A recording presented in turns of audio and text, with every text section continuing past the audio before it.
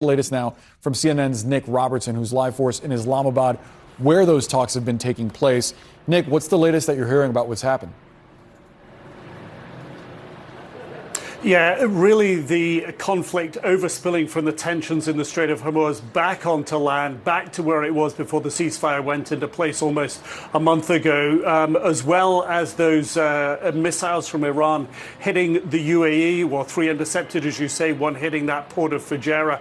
Also in Oman, a tiny seaside hamlet in the peninsula that sticks up into the Strait of Hormuz, that was hit, 2 people injured in a civilian residents there as well. So not just limited to the UAE, but Oman as well getting dragged back into this. As CENTCOM has been saying, they've been able to support what President Trump is calling Project Freedom, and that is an effort for humanitarian reasons to guide commercial vessels that have been stuck now for 2 months inside the Gulf, out through the Strait of Hormuz, out to deliver their goods to the rest of the world.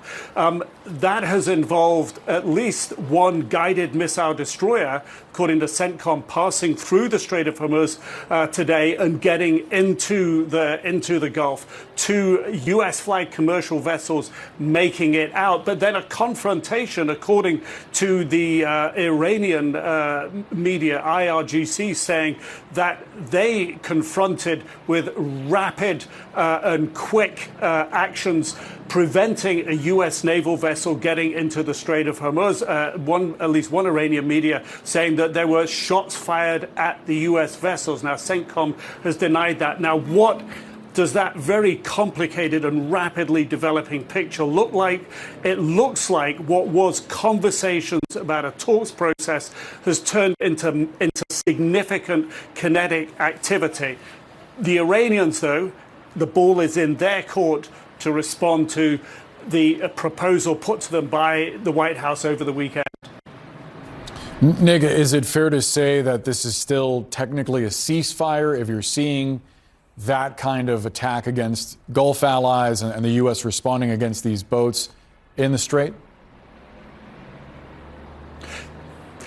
I think it's really in question. I spoke with Iranian officials on Friday here, and they said they were very concerned that any easing of blockades around the Strait of Hormuz, they were very concerned that the United States would move in with the Navy to try to take control there. So what appears to be happening by projecting the effort to guide these commercial vessels out of the Strait of Hormuz, it has sort of upped, if you will, that tension, that suspicion on Iran's part that plays into their lack of trust about what the United States' real intentions here are. I have to say, despite that, we've seen these spikes in tensions before, and after a few days, things can potentially calm down.